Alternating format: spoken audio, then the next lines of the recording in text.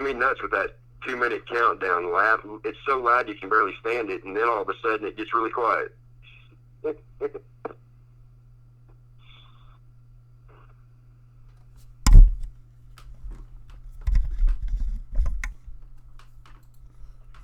Hello, my friends, Evolutionary Energy Arts family. Thank you guys for joining us. I see there's been a good amount of people in the chat room for a while now, and I see Nicole, and I see Chris, and Darlene's in there, Jeannie. Good to see you guys, Ray. Good to see you, Synchronos. Good to see you, brother. Laura, Florentina, Holly. Good to see you guys, Ray. Sorry, kids. Sorry. Good to see you, Synchronos. Sorry. All right, Cindy's having technical error. Cindy's having technical errors. Okay, but no. Not Raven. We need to go up with this. Oh, wait, up on this one. There we go. Raven. Sorry, kids. Okay, this is a left-hand, right-hand thing. Yeah. There. Okay, there we go. Okay. So, guys, we have Raven with us, and Raven's staying a little bit anonymous just for his own security and the security of his family. But he has authored many books, and he has a master's. Well, you got a couple of masters and a doctorate. Can they hear me? They can hear you. Yeah, I've got 2 masters in religious studies, and then my doctorate is in religious studies, as a matter of fact. Very cool. I mean, that's the stuff that has fascinated me from day one. Well, when you do research, a lot of times the further you dig into something, the less you believe the surface that you've been shown all the years that you've been shown. Exactly. I mean, that's what happens. The digger you do, the more you go into, exactly what's going on, the more you realize this is all a matrix that we are in, and it's orchestrated to kind of keep us in a very limited frame of mind. Well, you can go back and let's talk about the religious organizations themselves. There were temples, and they've been drawn. There were temples that had mechanical structures in them that moved and did all kinds of neat things, including producing fire. The temple keepers knew what that was, but the people who were brought in were awed and amazed by the power of the gods. I mean, that's how bad this system has been all along. Exactly, and it goes back really deep. It's such a tangled web that has been so interwoven with half-truths, truths, outright lies, disinformation. It takes a while for most people to really sort through all this. It takes 35 years, and I'm not even at the bottom of the hole. I haven't even found the rabbit hole yet. Yeah. Now, when did you start on this path? When I was in high school, somebody handed me one of Velikovsky's books, and I've always been a reader. I've read thousands and thousands of books, white papers from colleges, and when they handed me Velikovsky's book, and he talked about the motion of the planets, and things weren't quite the way that we thought, it started me down a path from the time I was about 13 years old. Digging into everything, Eric von Donick's another one that woke me up, and it just kept going. Yep. So, and if you don't mind me asking, how old are you now? I think we're in the same grouping. I am going to be a grand old 55 here very shortly. Yeah. See, we're going to be the same age this year. So it's basically we've been on the same path, and that's why we really resonate, because we just knew all along that this reality that we're told is an illusion. It's just an out and out lie when you get down to it. Well, it's the word deceit. If you go back to the archaic use of that word, to deceive means to while away someone's time.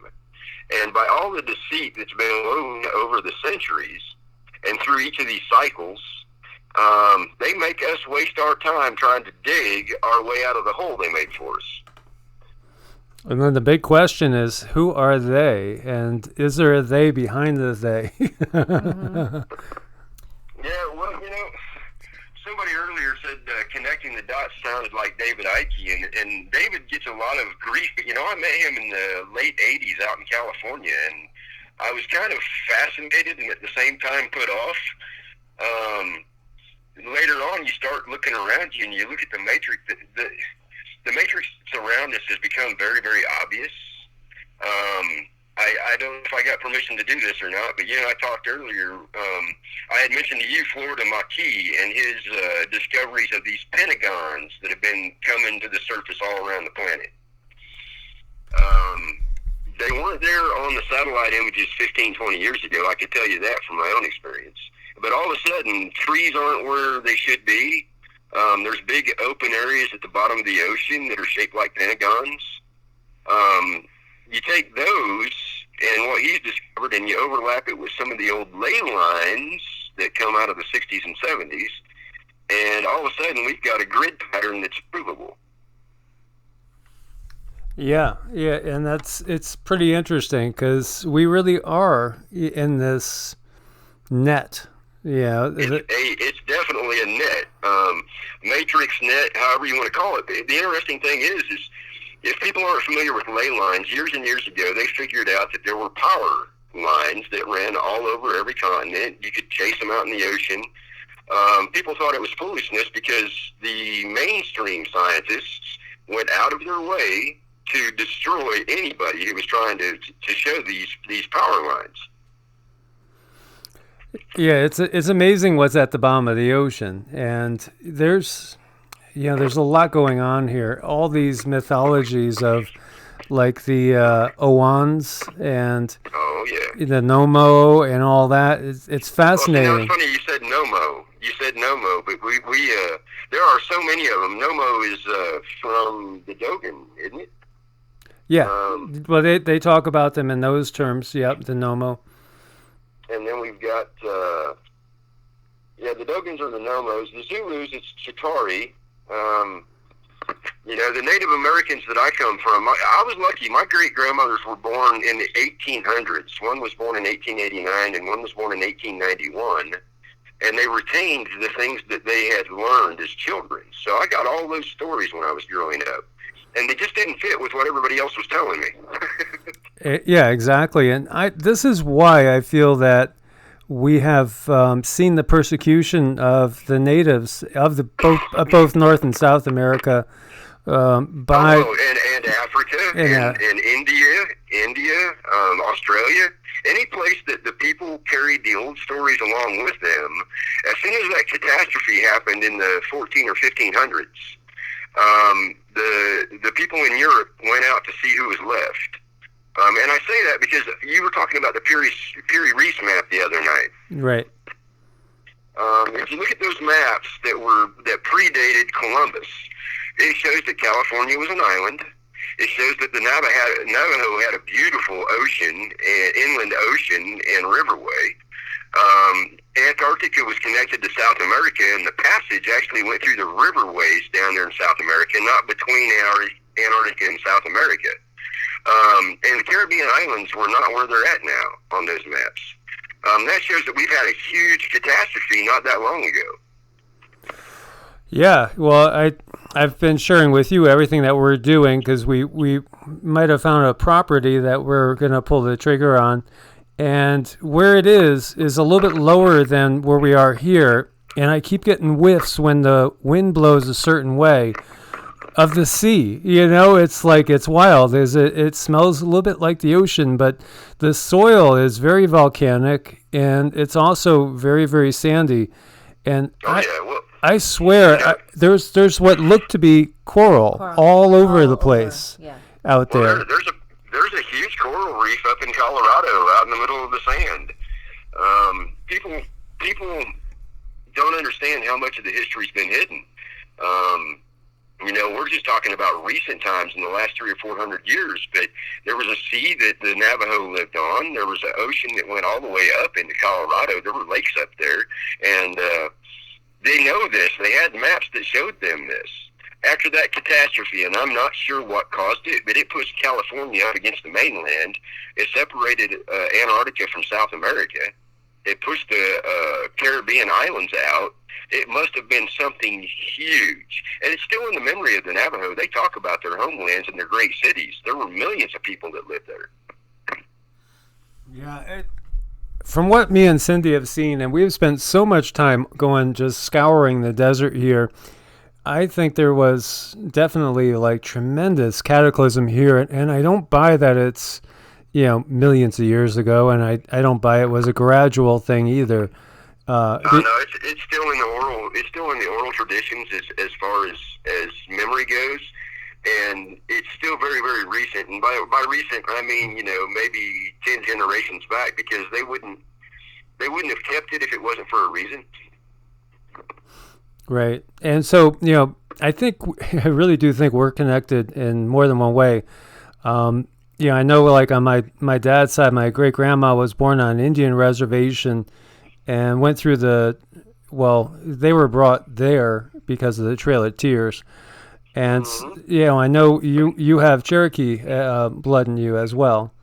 Well, irony of irony, my family are actually from out in Oklahoma. That's the rolls that my family are on. So how's that for coincidence? Yeah, exactly, because that's where my grandma was born, so... That's where my great-grandmothers were from. Maybe we're blood related. But you were talking about the things behind the things behind the things. I want to apologize to Oracle. I didn't mean to sound like I was coming down on him, but things are so interwoven right now. We can't distinguish one enemy from another. They have been doing this and have been creating spider webs longer than we've realized the spider webs were there. Yeah, and there was a comment out there in the chat room. David Van Valet says the water at Tiamat landed on Earth. That's a big segue into what I really want you to talk about. Exactly. A good comment, by the way. I'm sorry, pew pew pew. I can't help you in the chat room right now.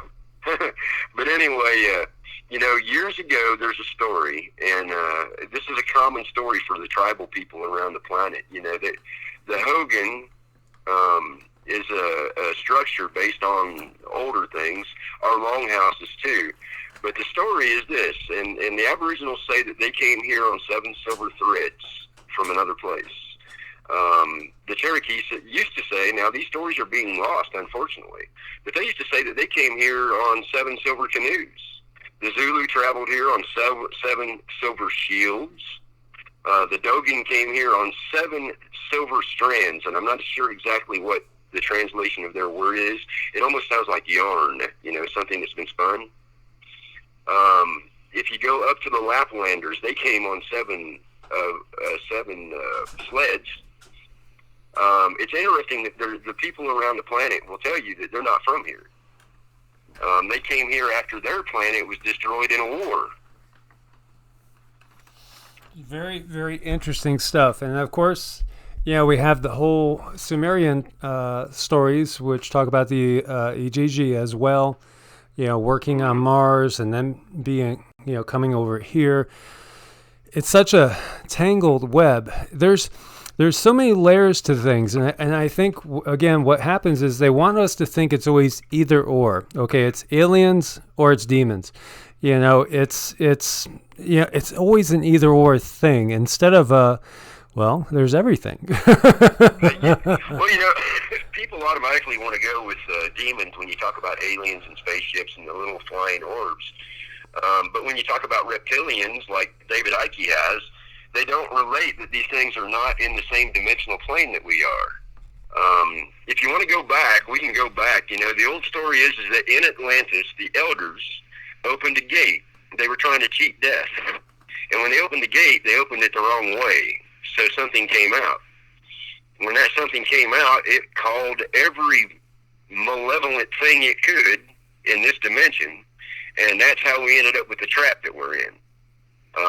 There's stories about the Dark Ones in the Wars of the Men of Renown. They were like wraiths, shadows that would latch on to you, and they could physically kill you then. I don't know how, but they could. It might have been fear. Mm-hmm. Mm-hmm. Yeah, I've seen those wraiths, and I've actually had a picture of one sent to me by a friend saying this is watching you. It's interesting. We call them steely here, and what it is just that shadow that moves when it shouldn't be. You know, if you've got a stationary light, a shadow shouldn't move. And if you watch out of the corner of your eye, sometimes you will see them move. Oh, yeah. Yeah, you know, we experience so much, and Cindy and I are on the same, like, wavelength, just like you and I are. And today we were at that property, and looking off to the hills, we saw something, and you know, I guess I had a reaction because she said she saw a column of light, and I said I saw the exact same thing, and it's like a portal area towards the base, and believe me, there's all sorts of things. There are extraterrestrials, there are interdimensionals, there are demons, there's all of the above, in my opinion. I've experienced quite a few different things, really. Cindy has too. Oh yeah. Well, you know, it's like the reptilians. You know, whether we go with the Zulu or the Dogons or the Native Americans or the Easterns, they call them Naga. They don't exist primarily in our dimension. And people, you know, sometimes will look at me funny when I talk about this, but we only see 1% of what's around us. Right. We only hear even less. If you don't believe that, blow a dog whistle. Oh yeah. You know, so to say that we're seeing, you know, and I hate to borrow from Manly P. Hall, but he was an amazing lecturer. To say that we can see everything around us is you know, very arrogant. We can't see 100 feet below the ocean, let alone in these other dimensions or other light spectra. Something could be standing right next to me right now. Because of my vision, I couldn't see it. Yeah, exactly. And there's so much all around us all the time. And I think part of what's going on now is that with the energies coming in, it's changing our perceptive abilities. Many of us can see now things we couldn't see 5 years ago, even a year ago. And that's going to probably keep going on. And then it's going to be, you know, can you imagine when everybody has the ability of, say, the kid in the Sixth Sense? You know, our reality is different at that point. You know, how many people in the chat room used to have an imaginary friend that was absolutely real? And you knew it was real. Mm-hmm. You saw it, you played with it, you interacted with it. Now, was it a demon? Well, some people, unfortunately, probably did have what you would consider a demon. Some people had very, very benevolent teachers. And then they spent the next 12, 14 years beating that out of us in school. Mm-hmm. And in religion and whatever else they could subject our minds to and our spirits to. So they blocked our vision through indoctrination. The catch here is we have to unlearn that. That's part of the big shift that's going on right now, and many are waking up. And so I think we've been taught to be afraid of everything that's out there, everything is demons. You know, that way it keeps us locked up into their reality, and it also keeps us away from some of the benevolent ones that are out there. Oh yeah, true. I mean, you know, for me, it's like the Anunnaki. I don't like Enlil's choice, and I don't like Inky's choice either. But, you know, let's go back to what the tribe says. You know, they said we came from a red planet, and it was destroyed in a war, and they brought us here, and it was a refuge, and then the war came here. And when the war came here, they were so worn out, and the men of renown were so few in that last war that they just sealed the place off because they couldn't fight any longer. Now, that's a very abbreviated story, but that is exactly what you're going to hear if you go talk to tribal people from different parts of the planet. So that sounds remarkably similar to what we hear in the Sumerian texts. Oh yeah. You know, if Inky and Enlil or anything like was written in the Sumerian text, I don't like either of them. You know, I'll spit at both of them. Enlil wanted us all dead because we were just too much trouble to manage. Inky somehow managed to save some of us and put us here and lock us in. You know, supposedly they're going to return, but in the meantime, the reptilians have gotten loose, or whatever you want to call them, this thing that came out of the gate, this wraith, and they have been playing havoc in hell with everybody, excuse my language, but with everybody here since. And we know they feed on anger and anxiety and fear, and they just love to stir it up. Yeah, well, that's what we see. So Okay, so let's clarify some of these things then. So Enki, Enlil, and the Anunnaki are basically humanoid. Every description of them is they look like us, but they're like 30 feet tall. Right. And so, that planet that was destroyed, so are we talking more Tiamat, or are we talking about, this destruction of the atmosphere of Mars? Well, that kind of throws me for a loop, because the old stories say that the yellow sun that we have now was not our sun. And it also says that Jupiter was not part of our system. At one time we had two suns, and they rotated around us, creating kind of like an envelope. How many people in chat remember seeing a purple sky at some point in time? Even if it was in a vision. That's the Saturn story. Saturn was our star. Venus was his mate.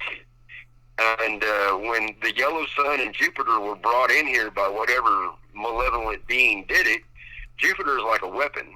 And if you look at what Jupiter has been known to do, like a few years ago there was a comet coming through and somehow it got blown apart.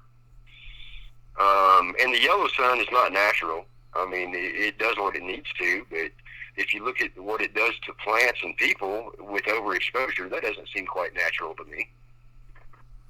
Yeah, there's a lot of things that are very interesting. For one, like you could take a monkey, and the monkey could drop 20 feet from a tree and be fine. A cheetah could jump off of a cliff 20 feet, be fine. You could drop an ant, from 10 feet in the air, and it'll be fine. Whereas we're not fine. So it makes me think that maybe we did come from a planet that didn't have this gravity. Maybe it is possible. It is very, very possible. Something else people don't think about either is our chromosomes. We are the only animal, and I hate to say that term, but we're the only mammal or the only being on this planet that has our chromosomes spliced. Exactly. Other than things that are created in a lab. Right, yeah, that second chromosome is not natural. That's something that's... And then, of course, they try to cover that up, but it most definitely shows that we were engineered. And, in which way, though, is the question. I mean, is it an upgrade or a downgrade? Is it a control grid?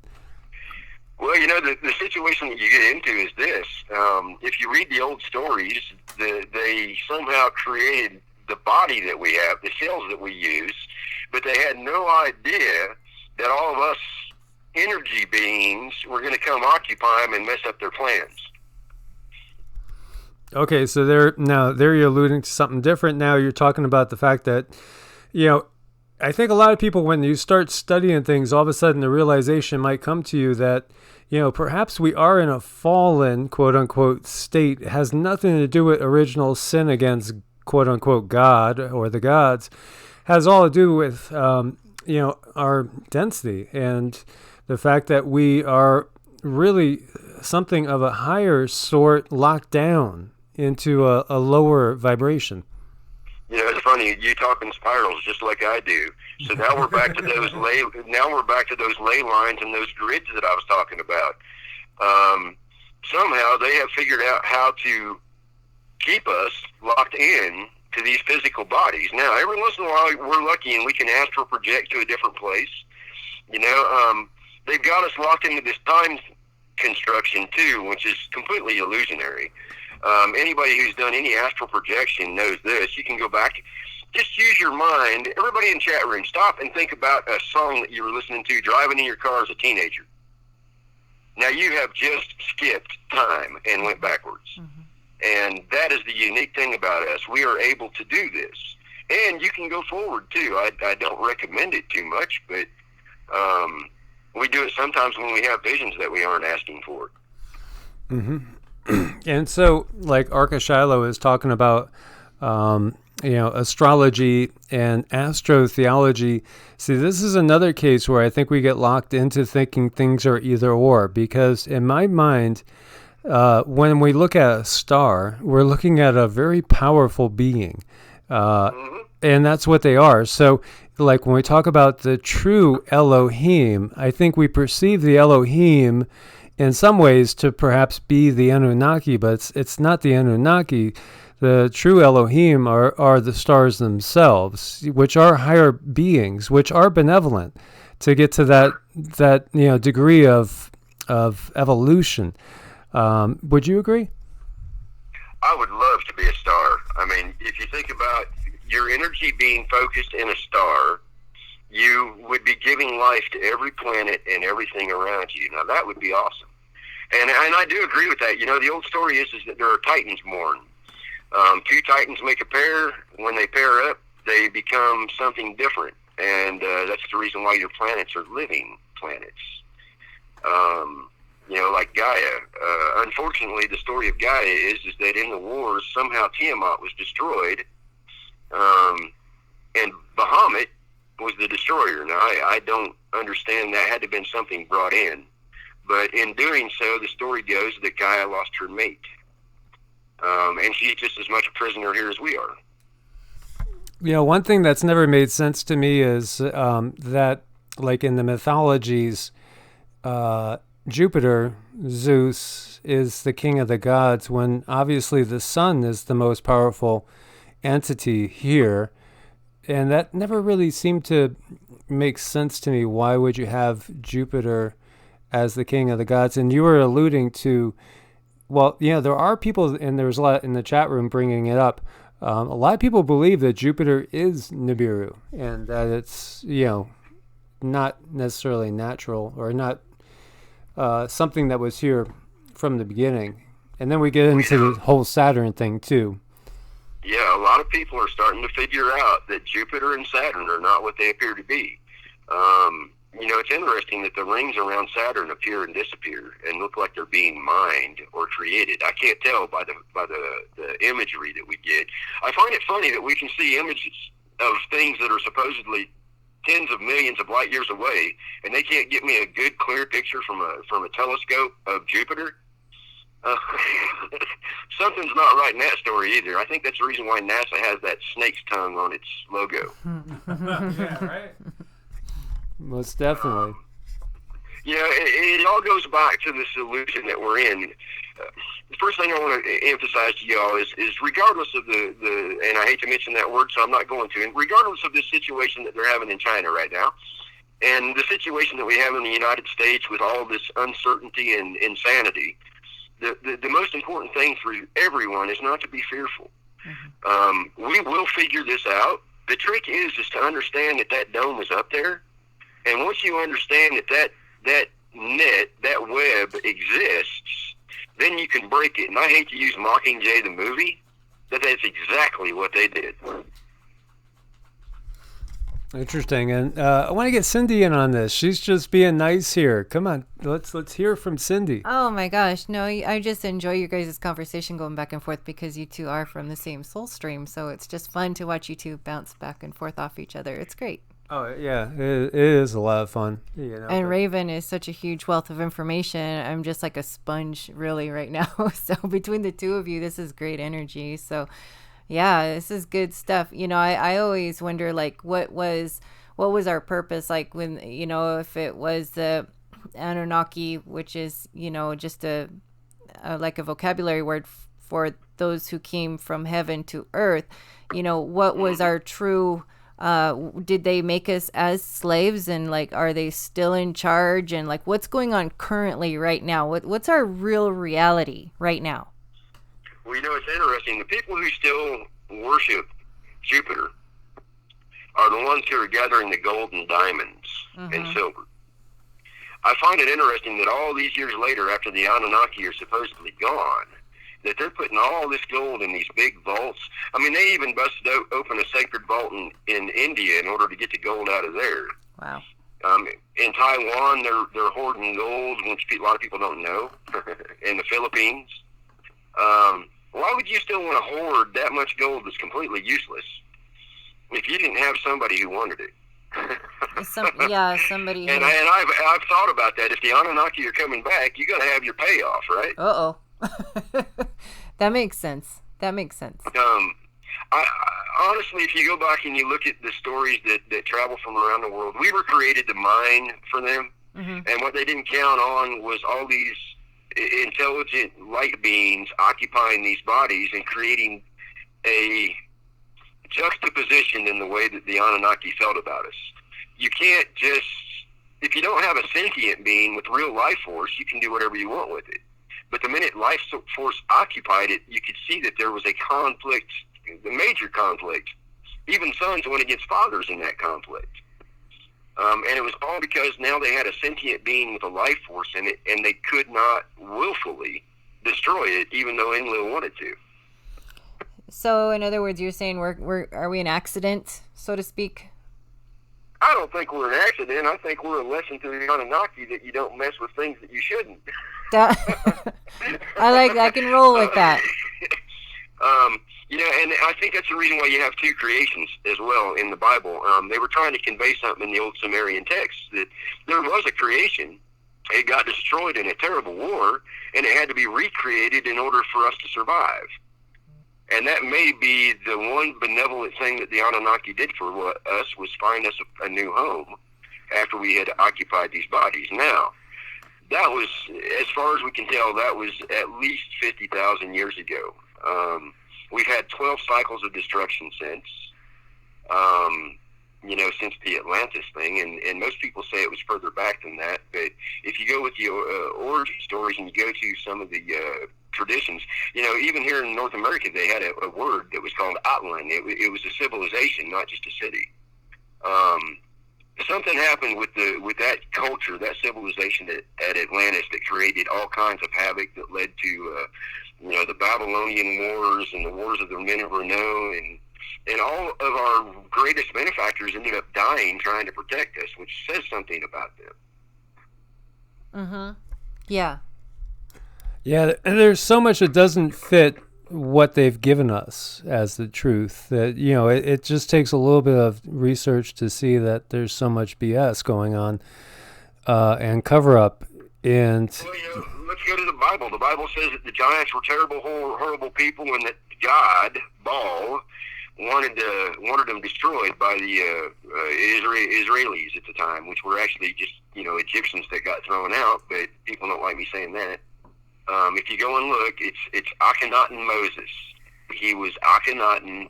He wanted one single God, who was Baal, and as far as we can tell, it was Moloch.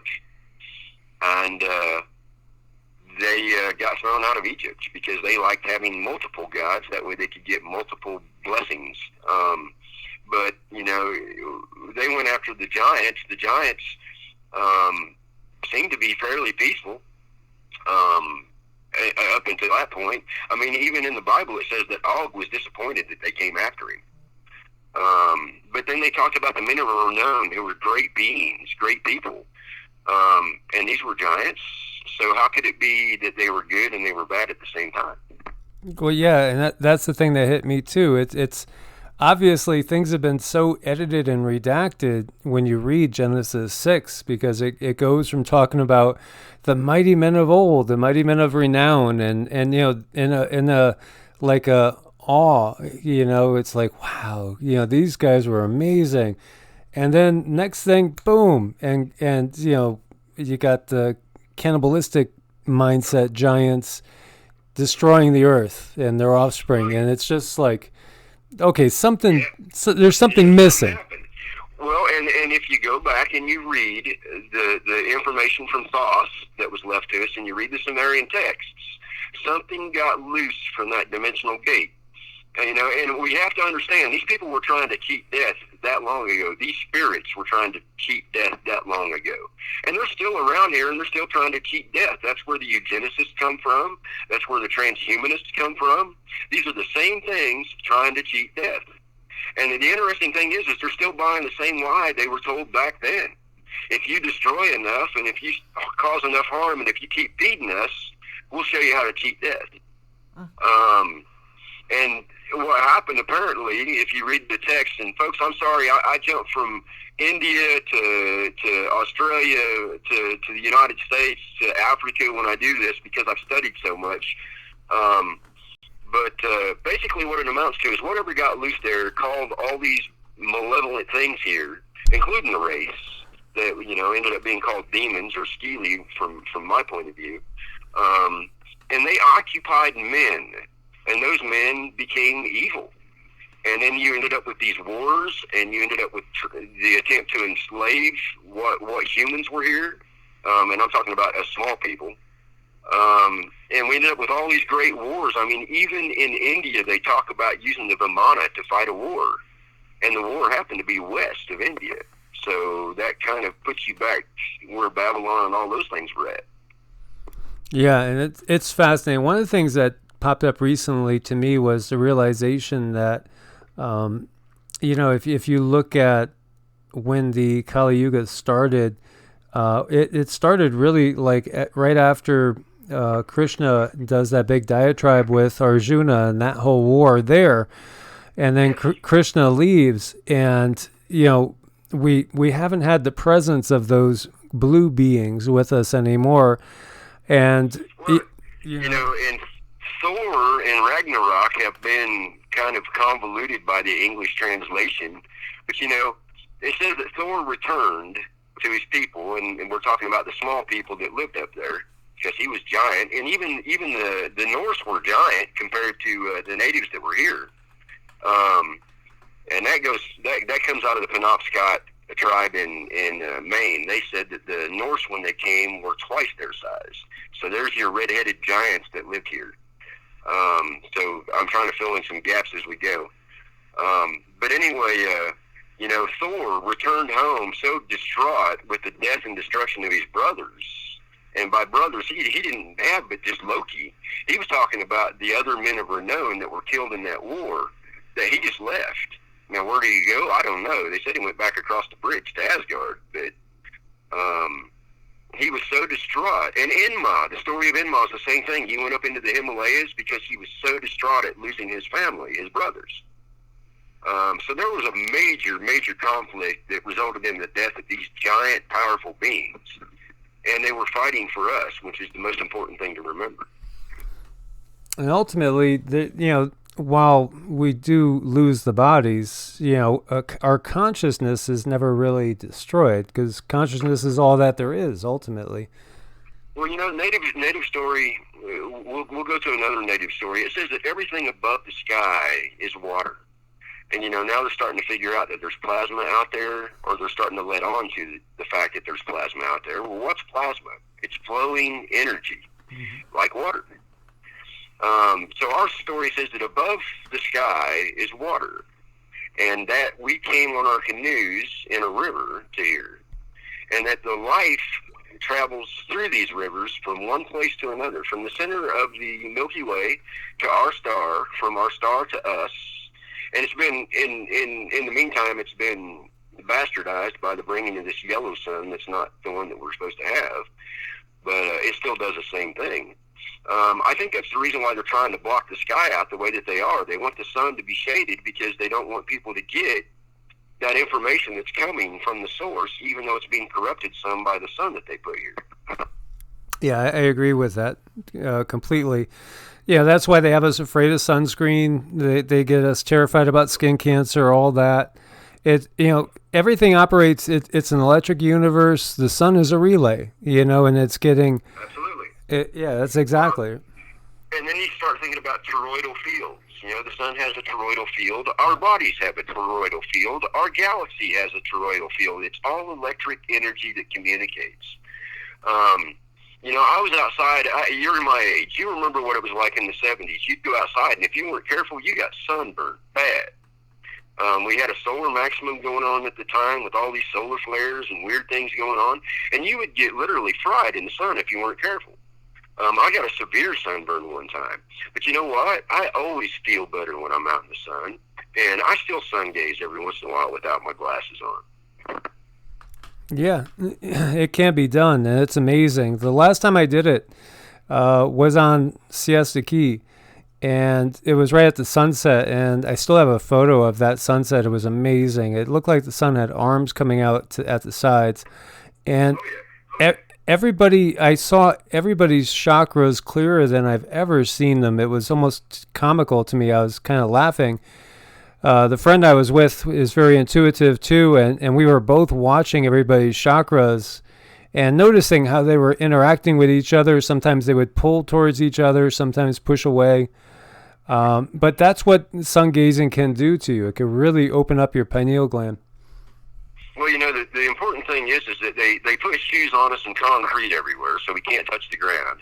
And then, they're trying to block the sun out so that the light's being reflected. Here's the problem. If you stand out in the sun barefoot on the grass, you're going to feel a lot better in 10 minutes just standing there than you did before you did it.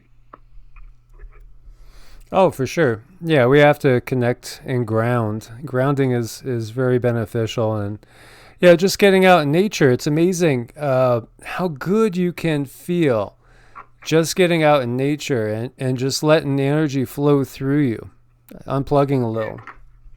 Well, even with the matrix that's in place over us, locking us into this three-dimensional, it's interesting. Everything around you looks like it's solid, but if you actually look at what we are, we're plasma. The trees are plasma. The grass and the ground are plasma.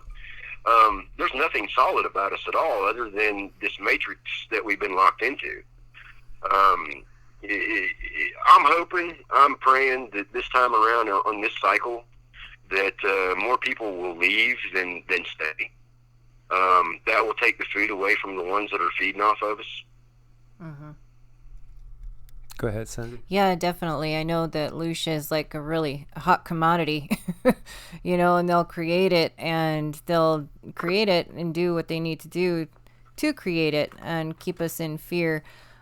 Because that way we're so easily controlled as long as we're in a state of fear. We'll do Absolutely. Whatever it takes to stay away from, what we might perceive as death. So with all this stuff going on, and I won't say that vocabulary word either, but it's like keeping, it's like we're just easily controlled. So these things I'm trying to balance with day-to-day life so that I'm not making decisions out of fear, And another thing, I was going back to plasma, our bodies being plasma. I think it's interesting in school how they talk about, solid, liquid, and gas, but they don't teach us a lot about plasma. And with our bodies being plasma, and that's kind of how I fell into these tuning forks and stuff, we can tune the human biofield because we're constantly moving. And well, you were talking about tuning. Look at what the monks in Tibet and Nepal have done for centuries. They use those bells to tune themselves to the infinite that's around them. Right, exactly. And I have these tuning forks, they are tuned to the Schumann resonance. And the lady who did all the I can't remember her name right now, but if you look up tuning the human biofield on YouTube, you'll find her. And when she was going for the information to write this book, the military held a lot of information about how our plasma bodies, our energy fields actually work, and she couldn't get a lot of information due to matters of national security. Yeah, absolutely. Here's the problem that they're going to run into. If we can wake enough people up, they will realize that this matrix is here and that we're being held artificially. And don't get me wrong, this planet is beautiful. I can only imagine what it looked like when we were first brought here. And it's still beautiful. I mean, even with the ugly that's been created, you can still find some of the most amazing places and people here. So once people realize that this matrix is over us, and I encourage people to check out the pentagons that Marquis discovered, and look at the ley lines. They overlap perfectly. Once people realize that they're looking up through a shadow that's been placed over us, then they can figure out how to get out of here. And the fear won't matter, because death is just a change of state of being. Right. How many times, everybody in the chat room that can hear me, how many times do you know you've been dead already? I mean, I can't imagine that there's any of you that don't have the feeling that you've done this before. Yeah. Exactly. So, a couple of things. One is I'm bringing up Google Earth right now just because I have it kind of bookmarked at a spot. where you see these lines on the bottom of the ocean that are clearly constructed. You don't get straight lines like this. Well, you got Bimini Road, you got the wreckage off the coast of Japan that's under the water. We have so many things that are under the ocean, just offshore, but several hundred feet down or 1,000 feet down in some cases. It tells you that things change very, very quickly. Yeah, and maybe more quickly than we think. And as you were alluding to, it feels, and I was talking to David Devine about this as well, it seems like maybe we've had a major catastrophe even as little as maybe 400 or 500 years ago.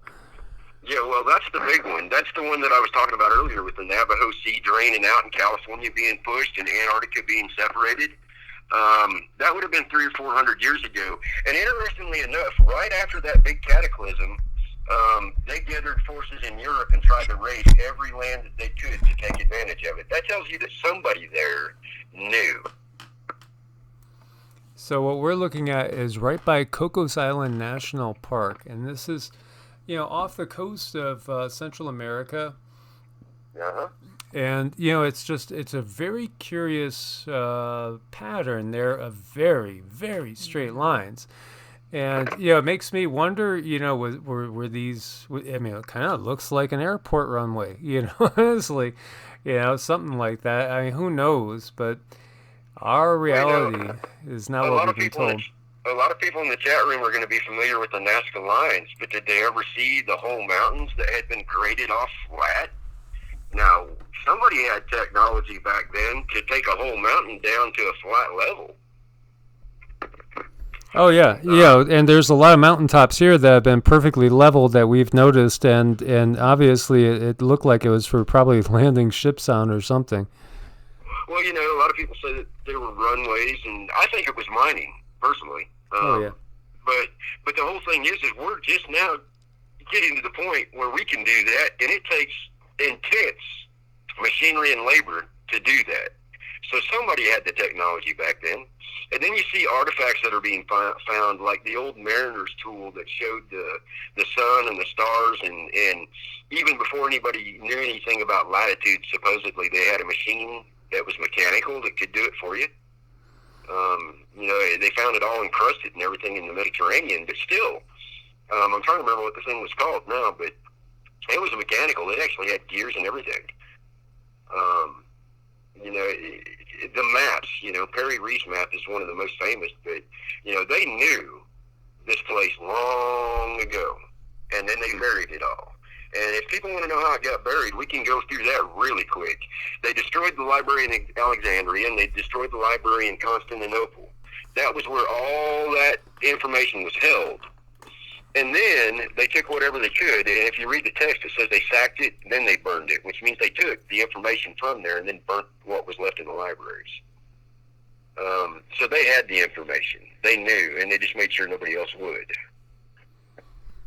Yeah, it's all so fascinating, and as I've said, we've done so much exploring out here, and some of the areas that we've explored, we've seen these unusual rock formations, and we still run into it all the time out there where there's rocks placed one on top of the other that I can't see anybody getting any sort of huge rocks, like any machinery up there. So then if it's a being, it has to be somebody that could lift 2,000 pounds like nothing. Like boulders. We had giants here. I mean, it's a fact. They found the skeletons. People in the chat have probably seen all this stuff, but there were giants here. And if you think about it, somebody that's 25 or 30 feet tall, or even 16 feet tall, think about what they could lift compared to us. Mm-hmm. Yeah, and especially if we were not from here in the first place. If we were used to maybe Mars's atmosphere and gravity 2/3 of here, that would make sense. We can go back to your area of the country. I love being out that way. But, it's really funny that they see these cities that were built up on the cliff sides. And how did those people get up there? Why did they build way up there? Well, if those valleys were full of water, which they were only 300 or 400 years ago, you would have used a boat to get to your house. You wouldn't have had to climb. And that is likely the reason why they left. Yeah. So Nicole brings up a good point. How could a 20 foot giant breed with a human woman, and how would that ever work? Well, it's really funny to me is that they talked about the ones that came from the sky mating with the ones that were here. Truthfully, it seems to me like there were already large stature and small stature divided. If you're 30 feet tall, you're not going to be in a mine. That's just not the way to do things. And it seems to me that we're talking about two completely different origins. One origin is those that came and they were huge. And then we're talking about another group that were already still large. If you look at the descriptions of Noah even, Noah had to have been a very, very large man. And then we had some kind of a cataclysm, and all of a sudden everybody was a lot smaller and didn't live as long. Right. And of course, Noah comes from the Sumerian texts. But it seems to me like not only are they keeping us trapped into bodies in space, but they're also making the space smaller and smaller and the bodies smaller and smaller as they go. Yeah, that's interesting. And then Synchronos says test tube, and when we look at the Sumerian writings, that's exactly what it was: test tube, and then impregnation. Yes. Yes. Well, and the Sumerian story of the Anunnakis is they used test tubes to breed us, and it didn't work out so well, and they weren't very ethical about how they did it. But if you look at the science that's being done today with CRISPR technology and bacteria and animals, they're not being very ethical either. So I guess we are kind of, well, not all of us, thank God, but there are some still here that think the same way.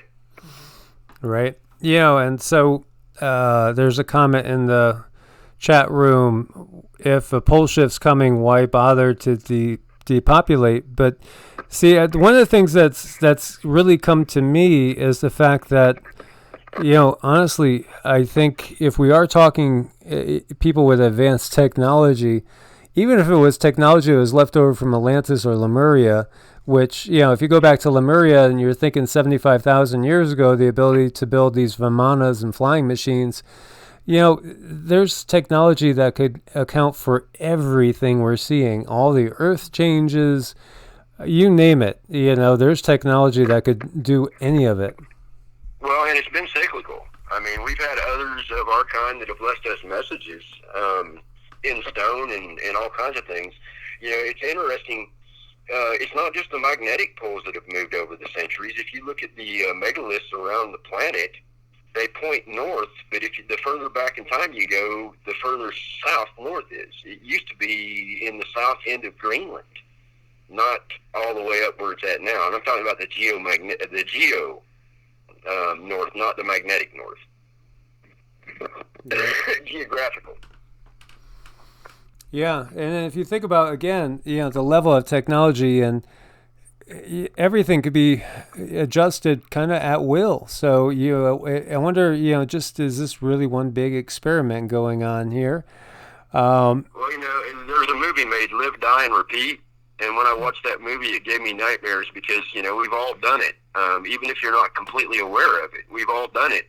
We've been giants. We've been on other planets. We've been in spaceships.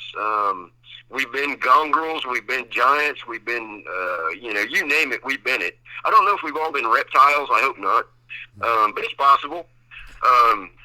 The problem that we have is it seems like they reset this thing when it gets out of their control.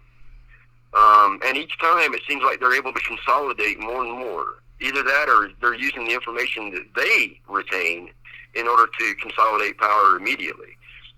You look at the catastrophe that happened 400 or 500 years ago that drained out the ocean, this inland sea here, and immediately those over in Europe rallied their forces and started invading every continent they could, trying to take advantage of what had happened to the people that were here. Somebody, and we'll go back to those races again, has been directing this thing all along. and way ahead of us. I mean, by the time we're starting to figure it out, they're already working a decade or a century ahead of us. Yeah, that's what I'm talking about. These people that, or beings that have been here for so long. And, you know, it's like, sometimes I feel like I'm just an ant and in this little cage, and they're watching me, and they already know, you know, they're 50 moves ahead of me, 20 steps ahead of me, like every single time. I guess at that point, that's their programming. They have taught us that all we have is right now, right here, and we have to be fearful and anxious and worried.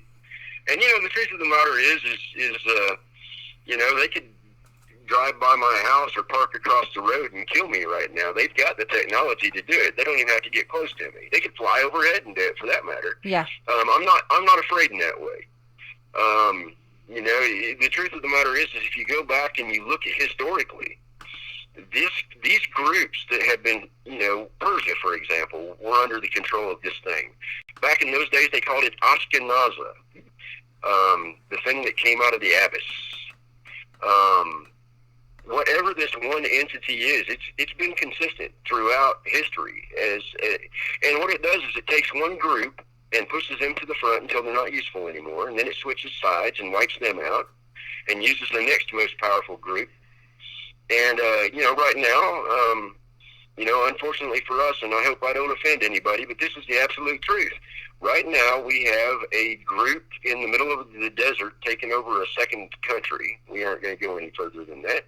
And then we have another group that's hanging out on 7 hills in Italy, and they are completely and totally combined with the banking industry. And they all are working together and have been working together for several centuries now. And if you look at what they do and the imagery that they use, it shows that this goes all the way back to Babylon and Persia and Acadia and even the Phoenicians. So this same entity, the one that they're worshiping and serving, has managed to keep a constant string of puppets manipulating everybody else. Yeah, and so it really is an interdimensional thing, ultimately, and you know that explains, like in one of the videos I was saying, why do they hate the Earth so much? Why do they hate nature so much? Because they obviously hate it, and they're. Well, I think you and I talked about this the other day. I think their problem is that they can't feel it, and we can. They don't have light. So they don't understand it. And we all have light. We just have to embrace it. When we start going fear and anxiety route, we lose the light that we have to them because they're feeding on us. That's the reason why they feed on us in the first place, is because they don't have anything original of their own. You can read that in the text from the Bible. It said they had to recreate what was created, and when they did, they screwed it up. Yeah, right.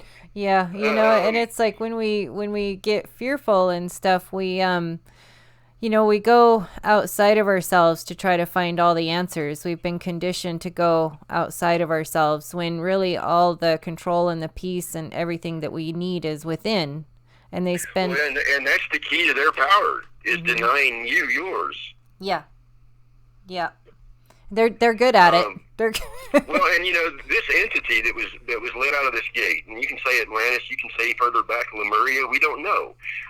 What we do know is the text that we have say it was released by the 9 elders of Atlantis because they were trying to cheat death.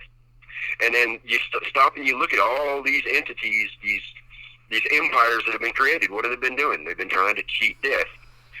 Even looking for the water of life in Florida, for crying out loud. You know, it's honestly, these entities can't feel. I mean, they might feel hate, they might feel emptiness, but what drives them crazy is that we have light and we have a connection to the source, and they want to shut that down so bad. Well, I guess it would behoove them to shut it down then. Well, yeah, because if they can block our connection to source permanently, either through conditioning or through, you know, TV is one of the worst things you can watch. Between the subliminals and the way that it sends you into alpha so that you're just soaking in everything they give you, You know, and then we're not even going to talk about the bread and circuses with the sports and all that crap. Mm-hmm. You know, and that's really all it is. It's a continuation of Rome. It's the bread and circuses to keep people entertained, so they're not thinking about what's happening to them. You know, it's whatever these things are, and you know, I'll go back to our description of the skili. They feed on fear, and they want to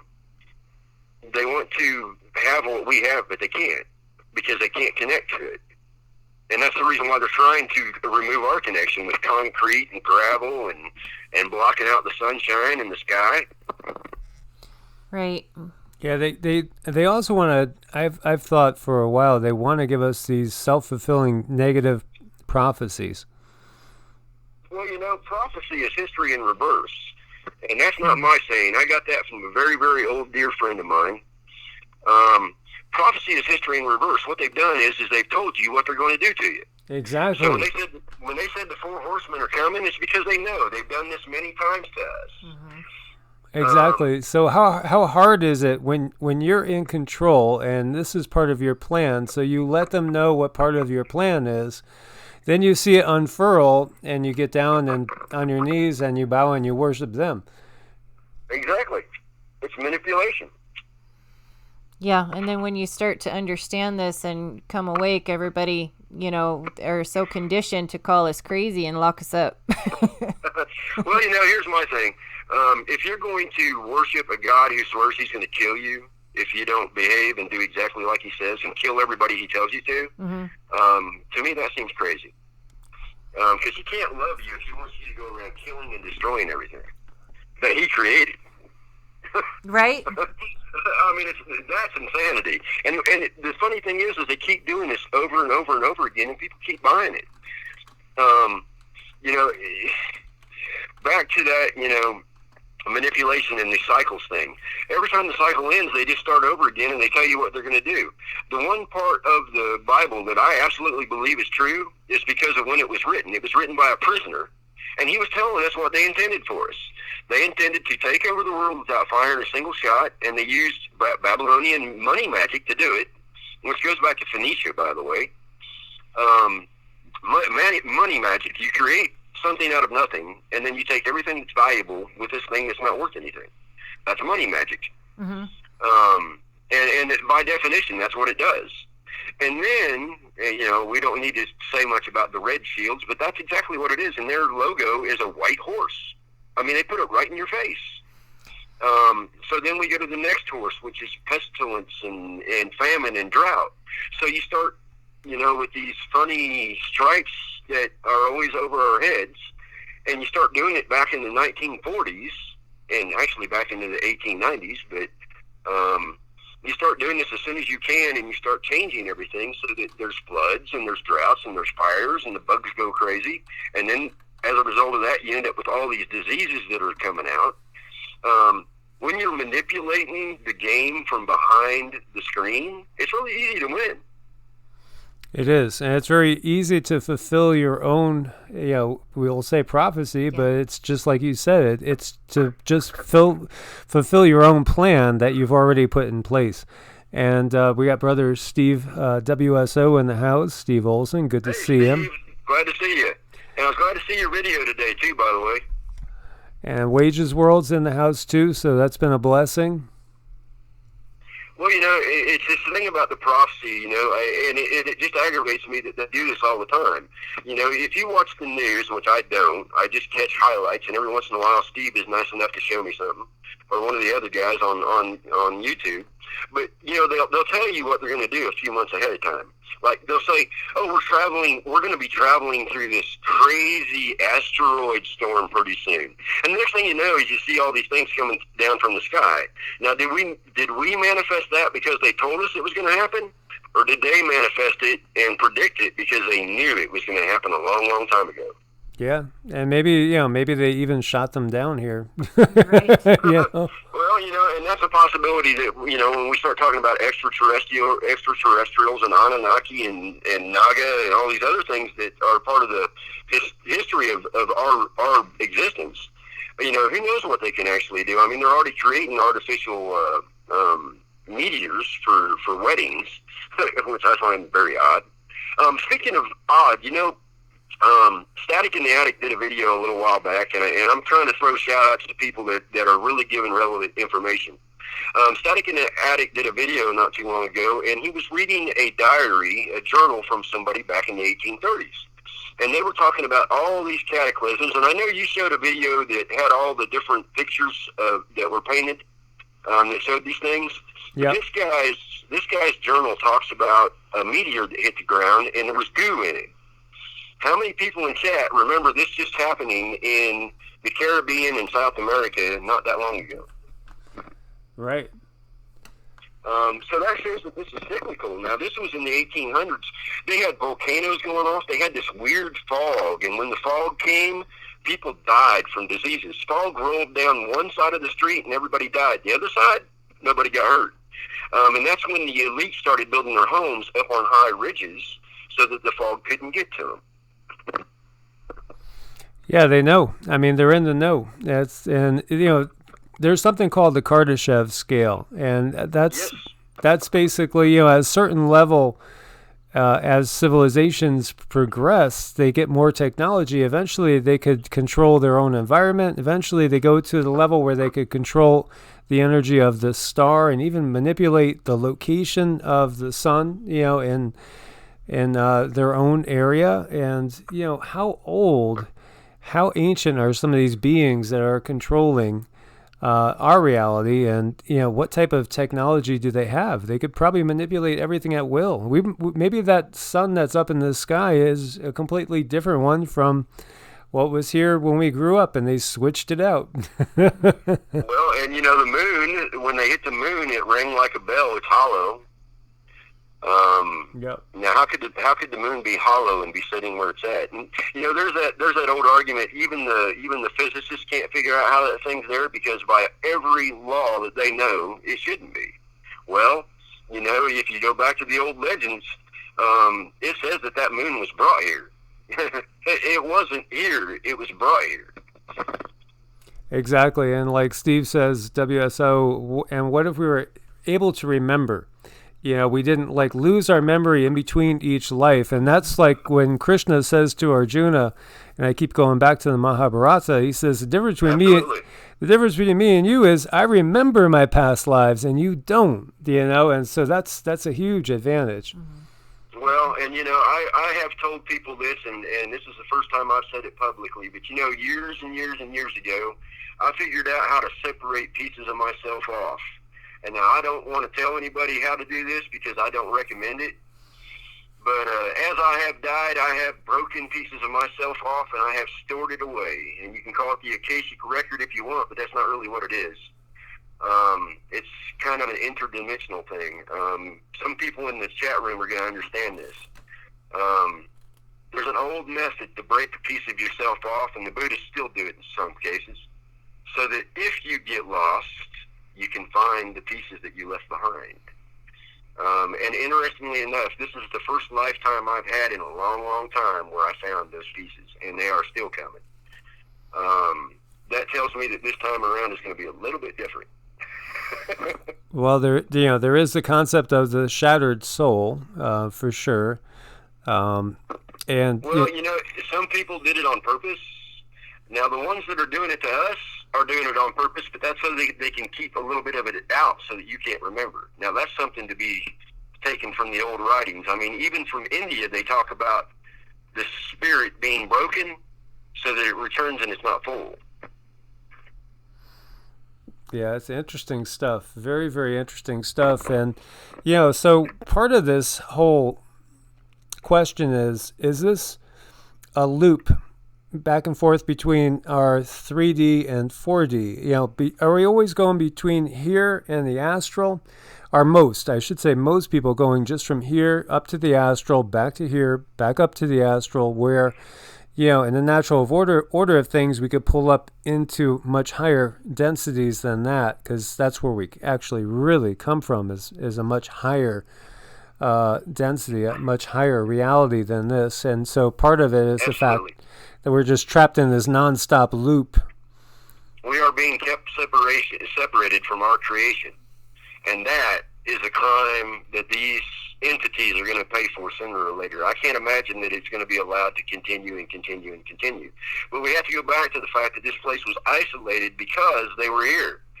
Don't want them getting out. Of course, now that means that everything that came and is still coming is getting stuck in here. But maybe the ones that are coming, Naughty Beaver likes to talk about the Star Children, and I really do believe that we have help that we haven't had in a long, long time.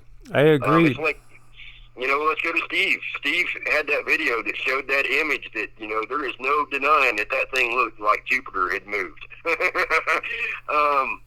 And we've been seeing, even if that is just the essence of that being showing us that there's a way, then fine, I'm good with that. But the fact that it keeps showing itself and keeps revealing itself in different ways shows that we're not alone. Something's trying to help us. So tell us about, the Cherokee and how they view the Star Brothers and Sisters. Well, the Star Brothers and Sisters came, and they tried to help us when the war came here. You got to remember, we came here as refugees, and then the war followed. And the Star Brothers and Sisters came, and they showed us. They showed us how to grow food here. They showed us how to survive here. And they defended us from what was causing the problems outside. And they're going to come back. The oldest stories that my grandmother's told me is that they are going to come back and that I should get to see them. Now, that was when I was a tiny child. I wasn't 6 or 8 years old when they were telling me these stories. And they kept telling them to me until I was a teenager, so I wouldn't forget them, I'm sure. But even into my 20s, they lived to be over 100 years old, which was amazing. But they're supposed to be returning. And then when you start getting older and you look at the Kachina stories, and they talk about their Star Brother coming back, I'm like, well, now it wasn't just us. Right. Yeah. The Dogons say that theirs are coming back, and so does the Zulu. Yep. So that should tell you that, the only people that aren't telling that story are the ones that came out from around the Mediterranean, and they're the ones that have been trying to keep us indoctrinated and fearful for centuries. Yeah, exactly. And I do believe that they are there. I feel like Cindy and I make contact with them on a regular basis through our meditation. And she's gifted, and we verify each other as far as the messages that we're getting from them. So I do think that there are benevolent beings, and, again, benevolent beings won't impose their will on you. They respect free will, where the malevolent ones will do just the opposite. Well, and their idea of free will is really funny, do what we say or we'll kill you. There's your choice. Yes. Uh-oh. We're starting to lose you, Raven. Okay. I think we lost him. We did lose Raven, and okay, so I'd like to focus maybe next time we get him on the benevolent ones, because I feel their energy, and I know that probably freaks a lot of people out, because there's going to be people saying, "Oh, you're being deceived. They're demons, etc." But they're okay. Here we go. Yeah, that was very odd. All of a sudden, my phone just went completely out. And what exactly were we talking about? Yeah. But it's like I was saying, their idea of free will, the ones that have been manipulated, is you do what we say, or we're going to burn you on the stake. We're going to burn you. We're going to kill you. That's not free will. That's manipulation. Be fearful of us, or we'll make your life miserable. You can obviously tell that that's not benevolence. Right, exactly. And that's they're able to keep this fear up and continue to tell the lie, and if you question the lie, you get in a whole lot of trouble, if not from them, from your own peers, because they're buying into it. Well, I'll tell you guys something. I stand outside a lot, and I wear blue blockers. And if you guys are going to be in front of, even in the chat room, if you guys are going to be in front of the TV or in front of your computer screen, you should put those blockers on. Rex Bear has the right idea, trust me. Mike Steele wears them all the time, even when he's outside, because he knows what that light does to your eyes, and can do to your mind, by the way. Mm-hmm. But I'll stand outside and I'll look up, and the sky where the sun's at is supposed to be this beautiful bright blue, even if it's kind of faded out. And then you'll see this really wide, dark, oval object that is kind of there, but you couldn't see it if you didn't have blue blockers on. And I have consistently seen this thing in the sky. I couldn't tell you what it is, but I can tell you that I've seen it. It's a shadow in the middle of a blue sky where the sky should be even bluer. Makes no sense that it's there. There's no physical reason for it to be there, such as clouds or shadow or shading. But there is something there. Mm-hmm.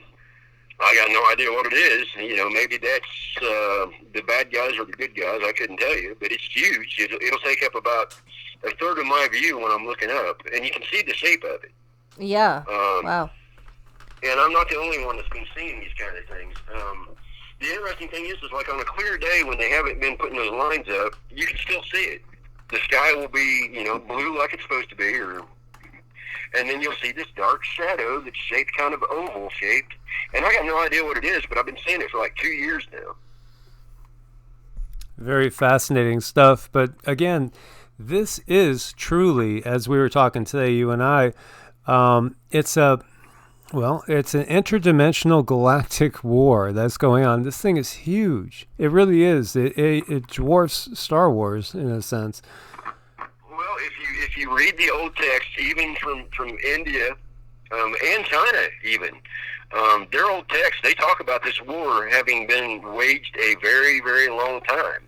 And originally, this place was supposed to be a place where all the dimensions could come. And this is before they brought in the yellow sun and everything got changed in this war. This was supposed to be a place where interdimensional beings could come, exchange information and ideas, and learn from each other. That's what Gaia was supposed to be. Gaia and her partner. And in the midst of all this mess, everything got busted up, and we ended up getting locked into a third dimensional existence. But I think it's going to break. I honestly believe that what my elders said and what other elders have said is true. If people realize that the shield is there, that blinding of our vision is there, then the blindness goes away. Yeah, that's a great point. So, we have tons of people waking up in droves now. I really see that. And that is going to make things maybe a little bit more dangerous. Maybe that's why we're seeing what we're seeing, going on right now. And, what looks to be just such a complete effort to lock us down. In the 60s with the flower power, you and I are old enough to remember that, at the end of it anyway. Yeah. They were waking up, and then the different agencies with alphabets that we won't mention because I don't want my phone shut off again. That's what it just hung up for no reason. But anyway, those alphabet agencies inserted drugs, and they put a whole group of musicians out of that valley out there in California into the scene and financed them in order to shut that thing down. Well, because it was so organized and it was so centralized, it happened in Germany too in certain places, but because it was so organized and so centralized, they could go in and insert the drugs and insert the music and manipulate, and they could shut it down. This time it's global. This time there are so many people seeking something different. I don't think they can shut it down without killing everybody. And, they have no problems with doing that. But the thing about it is if they do that, they lose their food. Yeah, so that's a conundrum. Yeah. And here's the thing, what's that old saying? There's no way out of here alive. People need to understand that that's not untrue. Now, can we just sit down and go? I've seen it done by Buddhists. I've heard about it being done by, the old monks. When they thought it was time to go, they just sat down, their bodies more or less turned to stone, and they were gone. It reminds me of a dream I had it was maybe a month ago, and I was walking along this wall. I was in a maze, but they were telling me there's another way out. There's another way out. So that's really curious that you brought that up because, yeah, I do believe that there's another way out. It's just kind of beyond a lot of our grasps. And exactly, it is the rainbow body. I've done a few videos on that, and it's pretty wild because, some of these bodies they keep there, and they won't even bury them. Sometimes they'll just build shrines around them, and often they smell like flowers, and they actually shrink and become miniaturized. It's really wild. Well, I honestly believe that, and I don't like that word believe because there's a line in the middle of that, but based on what I have been able to garner over all these years, there is a way for us to leave without having to completely physically die. But why would you want to keep this body anyway? This thing is so limited. Mm-hmm. If you told me I had to take this with me, I'd be like, what? I've already beat this thing up. Right? No, I don't want to take this one along with me. Give me that energy body that I used to have that just kind of floated around and didn't get hurt and was eternal. I'll take that. I'll take that one. Or the ability to basically materialize and dematerialize at will, which some of the yogis have. Yep, and that's exactly what we're supposed to be able to do here. We're supposed to be able to come in here and interact in the interdimensional phases, whether it be physical or non-physical. And then we're supposed to be able to leave when we choose. It was supposed to be a place where peoples, different kinds, came together to learn and to exchange, and then to go back and share it with their type of people or dimensions. It was never supposed to be a three-dimensional lockdown like a prison. Right. Yeah, it's all very, very fascinating. So I'm curious, in the Cherokee legends with the Star Brothers and Sisters, is there any reference to blue beings with blue skin? Well, in one of the old stories, we had people amongst us that had goldish, copper-colored skin, and those are the ones that taught, the farming and the corn came from them, which is interesting because the corn in the southern peoples, the Pueblos, the same description. Really interesting. But no blue skin, not here. Okay. They had kind of a copperish color, but they came and they helped us resettle. And then, I couldn't tell you how long ago that was. But I'm hoping that this is the last go around. It'd be nice if they came back now because we could really use some help. Yeah. Well, thankfully, more and more people are waking up and recognizing that, if it's the mainstream thought, then it's given to us by the dark ones that are controlling our reality. So it's just one of those things that people are waking up in droves, thankfully.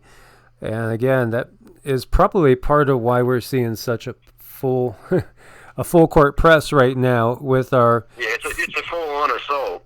That's for sure. But here's the thing: if you're looking outside yourself for happiness or for answers, you're going to find them in books and you're going to find them in old scripts. I mean, I've done the esoteric libraries before. Well, I don't think any of them are still around, but the one in San Francisco burnt down. The one in New Orleans got flooded out and it disappeared. The one in Chicago, I'm not sure about. There were 4 of them here in the United States. But, you'll find some answers in books, but if you don't look inside, the answers don't make any sense. Mm-hmm. Right. Yeah, exactly. Well, Raven, thank you for joining us, and we'll do this all again because there's a ton to talk about, most definitely. There is. Well, and, there's so many things. I mean, we're just barely even, we could talk for 2 hours and not even graze the surface of the history that's been hidden from us, let alone all the other things that have been going on in the last, near as we can figure, 50 to 75,000 years. Definitely. Well, we could do this on a regular basis. I And was just going to say that, yeah. I would have fun. This is a lot more fun than the other subject that we've been getting It stuck with is. for the It's last 2 wonderful. It's fabulous. yeah, I think everybody in the chat room agrees that this is fun stuff. This is the stuff I love. Well, and let me say again, don't take my word for it, y'all. The information is still out there. Your search engines might be a little bit harder to find, but I come from a time when you used to go to the libraries and get those old tomes in the old historic section. And unfortunately for us, they spent the last about 80 years burning them. And you can look that up online. Libraries burning. They've been burning them old tomes so that we don't have access to the written stuff anymore. Yeah. And as I said before, there's definitely a book burning going on the internet as well. Absolutely. But anyway, hey, I appreciate the time, and I love the conversation. This kind of format is so much better working than that orchestrated, going down the list thing. And then maybe we can even ask the listeners if they have questions. Maybe we can set that up too for our next time. Yeah, and maybe we'll actually... That would be a lot of fun. That would be a lot of fun. And like I said, y'all, no fear, just watch what's going on and be aware of yourself. And, find something to laugh at. I sent everybody the video of the minions trying to cut grass today just to get them to laugh. Okay. Sounds good, brother. Well, thank you so much for this awesome conversation. Mm-hmm. Thank you, Raven. I appreciate it. You guys have a good night. You too. Good night. Namaste, brother. Namaste.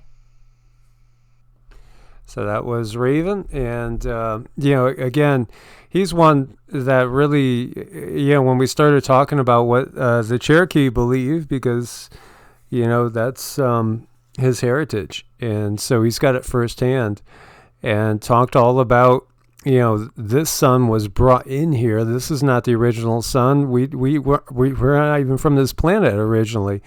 We came here. And so when you look at we're going into the fifth world with the Hopi, some of that might actually be literal, another new world. Not that this world was necessarily destroyed, but we were picked up. And then that sounds an awful lot like the movie Knowing with Nicolas Cage, where the light beings come and then take the kids away and plop them down on a new planet, a new Garden of Eden. Yeah, it sounds like fun. Yeah, so, reality is far more wild than what we are led to believe. And so, guys, we, as Synchronos is talking about Gaia disconnected, we're disconnected from Gaia, and they're destroying Gaia because, how could they do that? Well, they're not from here. I mean, they're not even from this dimension, these beings that are the true malevolent ones. And that's part of why they don't have a heart, when it comes to seeing the suffering of the animals and everything on this planet. So, guys, thank you so much for joining us. As always, thank you so much for your support on Patreon and Ko-Fi. You guys keep us up and running in these times when everything you talk about is basically censored. They hit you one way or another, but it's okay. We're hitting back, and we're breaking down the barriers and the walls, and we're discovering so much together. We love you guys so much. We love you guys a ton. Thanks for coming. God bless and namaste. God bless and namaste.